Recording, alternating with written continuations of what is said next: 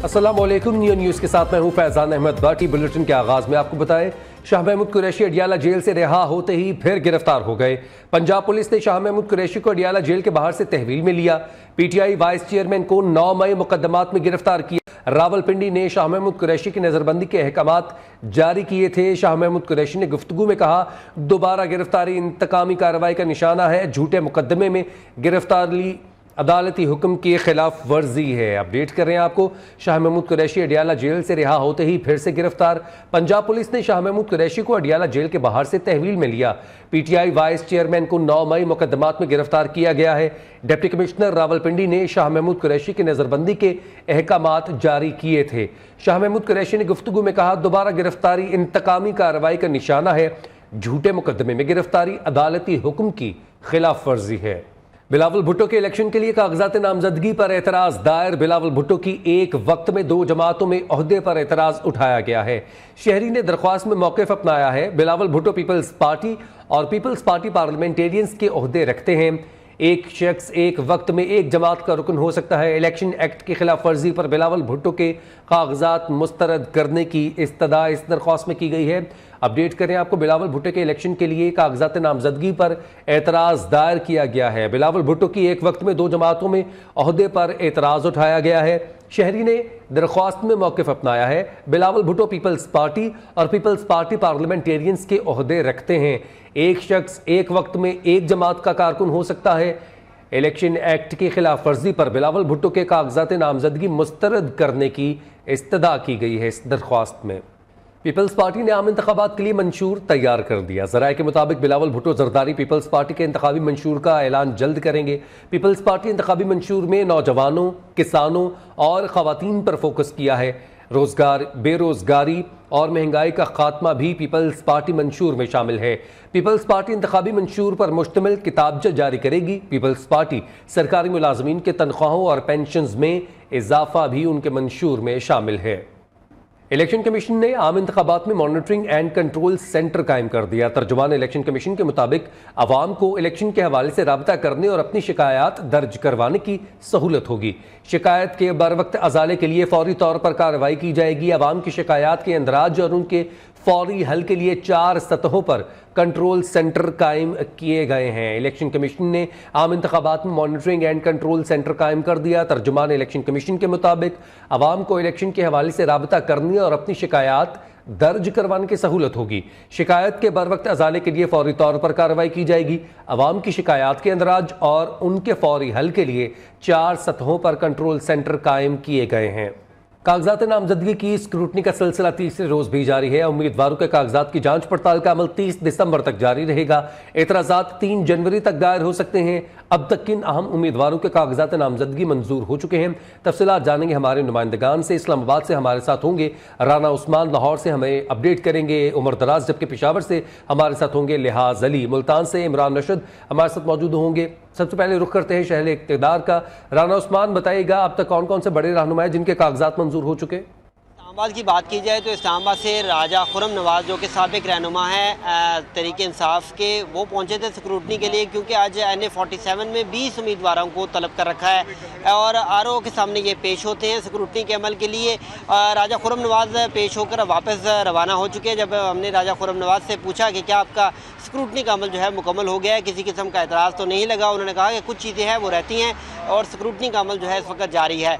इसके अलावा आमिर महमूद कियानी जो है उनके बेटे यहाँ पर पहुँचे थे, उन्होंने स्क्रूटनी के अमल में शामिल हुए और ये बताया जा रहा है कि स्क्रूटनी का अमल जो है उनका मुकम्मल हो चुका है। लेकिन ये बताता चलूँ कि कुछ डाटा है वो जिसमें data NAB, Islamabad police, IS को और जो FIA से डाटा आना बाकी है, वो डाटा जब आता है तो उसके बाद ही किसी भी उम्मीदवार को क्लियरेंस दी जाती है। तो इस हवाले से फहरिस्त जो है वो मुरतब की जाएगी। 20 उम्मीदवारान को आज तलब कर रखा है, जबकि इस्लामाबाद के तो 3 हल्के इसमें NA 46 है, NA 48 है।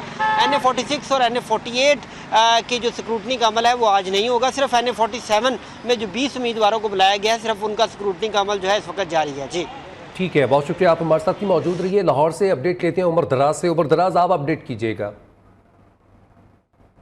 आज बिल्कुल फैजान, बात की जाए लाहौर में इलेक्शन के हवाले से कागजात की जांच पड़ताल के सिलसिले की उम्मीदवारों की, तो आज जो है वो NA 119, NA 122, NA 127 129 के जो मुतअद्दिद उम्मीदवार हैं उनको जो है वो ऑफिस बुलाया गया, जिनमें सनम जावेद जो कि मरियम अब्दुल अलीम खान के मुकाबले में जिन्होंने अपने कागजात जमा करवाए थे उनके कागजात की आज जो है वो जांच पड़ताल होगी। इसी तरह बानी चेयरमैन पाकिस्तान तहरीक इंसाफ के जो कागजात हैं उनके आज कागजात जांच पड़ताल के लिए जो है वो किए जाएंगे। इस हवाले से जो वकला की रैली है वो टीम के साथ जो है वो पहुंच रही है आर ऑफिस और वहाँ पे जाकर उनके कागजात की जांच पड़ताल होगी। NA 129 से जो है वो राना जो कि मुस्लिम लीग नून के उम्मीदवार हैं उन्होंने उस हैसियत से जो है कागजात जमा करवाए, कागजात की जांच पड़ताल।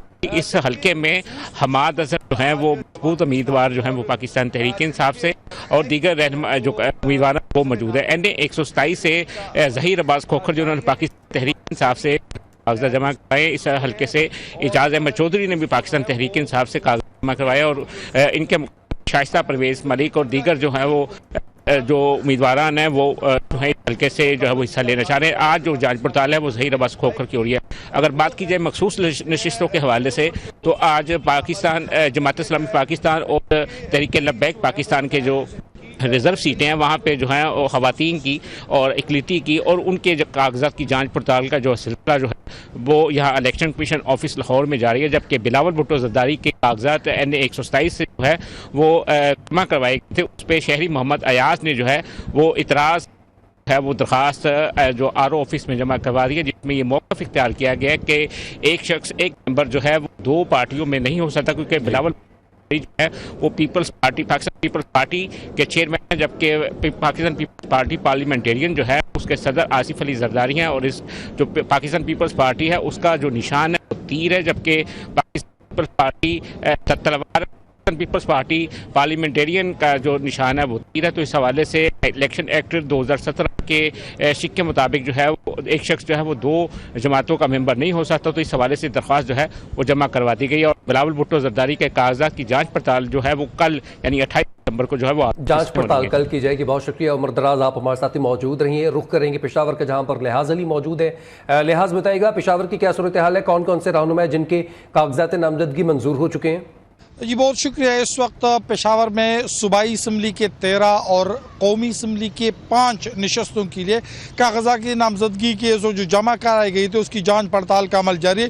तो इसी तरह पेशावर में ही सूबाई इलेक्शन कमीशन ऑफ पाकिस्तान के दफ्तर में वहीं पर जो मखसूस नशस्तें हैं वहाँ पर भी कागजात नामजदगी की जांच पड़ताल का अमल जारी है। इस वक्त अवामी नेशनल पार्टी के समर हारून बिलोर, पाकिस्तान पीपल पार्टी के सैयद ज़ाहिर अली शाह, ज़ियाउल्लाह अफरीदी, जमात इस्लामी के तारिक मतीन और इसके अलावा पाकिस्तान तहरीक इंसाफ के मीना खान अफरीदी जो है वो बड़े नाम है, जहाँ पर उन्होंने बाकायदा तौर पर उनके कागजात नामजदगी दुरुस्त करार दी गई है। गुज़िश्ता रात जब मेरी डिप्टी कमिश्नर जो DRO पेशावर से बात हुई है तो उसने कहा कि एक हतमी फहरिस्त जांच पड़ताल के अमल के बाद जारी की जाएगी। वहीं पर सूबाई इलेक्शन कमीशन में जो मखसूस नशस्तों पर ख़वातीन और इसके अलावा जो अक़लियती नशस्तें उनके लिए भी जांच पड़ताल का अमल जारी है और इसी जांच पड़ताल के अमल के दौरान इस वक्त तक जो 13 उम्मीदवारों के कागजात नामजदगी है उनकी बाकायदा तौर पर जांच पड़ताल का अमल मुकम्मल किया जा चुका है। इस वक्त सूबाई इलेक्शन कमीशन के दफ्तर के अलावा जो रिटर्निंग ऑफिसर्स हैं उनके दफातर में भी बाकायदा तौर पर उनके दस्तावेजात जो मुख्तलिफ दफातर होते उनसे चेक कराए जा रहे हैं। जी ठीक है, लिहाज अली आप हमारे साथ ही मौजूद रहिए। रुख करेंगे मुल्तान का, जहां पर इमरान अरशद हमारे साथ मौजूद हैं। इमरान, आप अपडेट कीजिएगा कौन कौन से रहनुमा जिनके कागजात जमा हो चुके हैं और उनकी स्क्रूटनी का अमल जारी है। जी बिल्कुल, मुल्तान के भी 6 कौमी जबकि 12 सूबाई हलकों के अंदर स्क्रूटनी का अमल जारी है और इस वक्त अगर बड़े नामों की बात की जाए तो मुल्तान में जावेद हाशमी जिनके कागजात नामजदगी मंजूर कर लिए गए, उसके साथ साथ उन्हीं के हलके में शेख तारिक रशीद है, उनके कागजात नामजदगी जो है वो मंजूर कर लिए गए। और अगर हल्का वाइज बात की जाए तो मुल्तान के जो बड़े हलके हैं उनमें सबसे पहले अगर हल्का NA 148 की बात की जाए तो उसमें साबिक वज़ीर-ए-आज़म सैयद यूसुफ रज़ा गिलानी को जो है वो 30 तारीख को तलब किया गया। अहमद हुसैन डीहेड को जो है वो 29 तारीख को तलब किया गया, जबकि सिकंदर हयात बोसन के कागजात नामजदगी मंजूर कर लिए गए हैं। और ये हल्का अगर देखा जाए यहाँ पे सिकंदर हयात बोसन जिनको इलेक्टिबल के तौर के ऊपर लिया जाता है और उनका मुकाबला साबिक वज़ीर-ए-आज़म सैयद यूसुफ रज़ा गिलानी से होगा। और अहमद हुसैन डीहेड जो कि पाकिस्तान तहरीक इंसाफ से जिनका ताल्लुक था, अब उन्होंने पार्टी तब्दील करके वो नून लीग में शामिल हुए, तो बहुत अहम हल्का है मुल्तान का। दूसरा हल्का मुल्तान का हल्का NA 149 ये भी बहुत अहम हल्का है, जिसमें सीनियर रहनुमा मुस्लिम लीग नून जावेद हाशमी हैं जिन्होंने अभी थोड़ी देर पहले अपने कागजाती नामजदगी जो है उनके मंजूर भी हो गए। उन्होंने मीडिया से बातचीत भी की और उन्होंने कुछ तहफ़्फ़ुज़ात का इज़हार किया। जावेद हाशमी का कहना था कि वो इन इलेक्शनों को फ्री एंड फेयर होता हुआ नहीं देख रहे क्योंकि इसमें कुछ पार्टियों के साथ ज़्यादती की जा रही है। उसके साथ साथ जावेद हाशमी के मद्दे मुकाबल ही शेख तारिक रशीद हैं जिनका ताल्लुक भी पाकिस्तान मुस्लिम लीग नून से है। अब ये फैसला करना होगा मुस्लिम लीग नून को कि इस हल्के में जावेद हाशमी को टिकट दिया जाता है या शेख तारिक रशीद को। और तीसरे जहांगीर तरीन जिन्होंने पहली दफ़ा शहर के इस हल्के में एंट्री मारी है वो भी बहुत अहमियत की हामिल है क्योंकि इस बहुत अहमियत की हामिल है। बहुत शुक्रिया। मुल्तान से इमरान अरशद हमें अपडेट कर रहे थे, जबकि राना उस्मान इस्लामाबाद से अपडेट कर रहे थे। लाहौर से उमर दराज ने हमें स्क्रूटनी के अमल से हवाले से अपडेट किया। लिहाज अली पेशावर में मौजूद थे और किन किन रहनुमाओं के कागजात मंजूर हो चुके हैं और स्क्रूटनी का अमल कहाँ तक पहुँचा है, इस हवाले से अपडेट कर रहे थे। तमाम नुमाइंदगान का बहुत शुक्रिया। दीगर खबरों में आपको बताएं, शहबाज शरीफ पीपल्स पार्टी को बड़ा सरप्राइज देने के लिए आज झंग जाएंगे। पीपल्स पार्टी रहनुमा फैसल सालेह हयात नून लीग में शमूलियत का ऐलान करेंगे। नून लीग की पार्टी का क़यादत आज झंग शाहजीवना और उनके गांव पहुंचेगी। हमारे नुमाइंदा सफदर वसीम इस वक्त मखदूम हाउस पर मौजूद हैं। तफसीलात उनसे जान लेते हैं कि कैसे तैयारियां की जा रही हैं। जी बताइएगा। बिल्कुल, आज पाकिस्तान मुस्लिम लीग नून की आला क़यादत जो है वो झंग शाह जीवना मखदूम हाउस पर पीपल्स पार्टी के रहनुमा मखदूम सईद फैसल सालेह हयात को पार्टी में शमूलियत की दावत देने के लिए जो है यहाँ पर पहुँच रहे हैं और इस वक्त यहाँ पर जो है मुकम्मल इंतजाम जो है वो कर लिए गए हैं। उनकी आमद पर उनके इस्तकबाल के लिए जो है वो तैयारियाँ मुकम्मल कर ली गई हैं। हेलीपैड तैयार कर दिया गया है जहाँ से वो उतरेंगे। उसके बाद जो है उनका काफिले की सूरत में जो है वो दरबार शाह जीवना पर पहुँचेंगे। वहाँ पर चादरपोशी करने के बाद जो है मियाँ मोहम्मद शहबाज शरीफ समेत दीगर जो आला क़यादत है वो मखदूम हाउस पर पहुँचेगी और हम इस वक्त मौजूद हैं। ये मखदूम हाउस है और यहाँ पर जो है अगर देखा जाए तो पूरे इंतजाम जो है वो कर लिए गए हैं। सिक्योरिटी के सख्त तरीन इंतजाम किए गए हैं। पुलिस की भारी नफरी जो है वो यहाँ पर मौजूद है जो कि यहाँ पर इन होने वाले तमाम अफराद को चेकिंग के बाद जो है मखदूम हाउस में दाखिल होने की इजाज़त जो है वो दी जा रही है। आला क़यादत जो है वो आज मखदूम सैयद फैसल सालेह हयात को जो है मुस्लिम लीग नून में जो है शमूलियत की दावत देगी और उसके बाद जो है बाकायदा तौर पर मखदूम सैयद फैसल सालेह हयात जो है वो पाकिस्तान मुस्लिम लीग नून में जो है वो अब शामिल होने का जो है वो भी ऐलान करेंगे। जी बहुत शुक्रिया सफदर वसीम, आपने अपडेट किया। नून लीग ने मरकजी जमीयत अहले हदीस के 7 सीट एडजस्टमेंट का ग्रीन सिग्नल ना दिया। मरकजी जमीयत अहले हदीस ने 4 सूबाई और 1 कौमी असम्बली की सीट मांगी थी। मरकजी जमीयत अहले हदीस पाकिस्तान के रहनुमा आज अहम प्रेस कॉन्फ्रेंस भी करेंगे। नवाज शरीफ और चौधरी शुजात के दरमियान मुलाकात के बाद बनी कमेटी ने काफिले को तसल्ली बख्श जवाब अभी तक नहीं दिया है। फैसलाबाद में भी आम इंतखाबात के हवाले से कागजात नामजदगी की जांच पड़ताल का सिलसिला जारी है। इस हवाले से मजीद अपडेट्स क्या है, फैसलाबाद से जानेंगे अपने नुमाइंदा शौकत पट्टू से। जी शौकत। बिल्कुल, फैसलाबाद में भी आम इंतखाबात के हवाले से कागजात नामजदगी जमा करवाने के बाद जो है वो इलेक्शन कमीशन ने उम्मीदवारों के कागजात नामजदगी की जांच पड़ताल का सिलसिला शुरू कर दिया है और जांच पड़ताल का जो मरहला है ये 30 दिसंबर तक जारी रहेगा।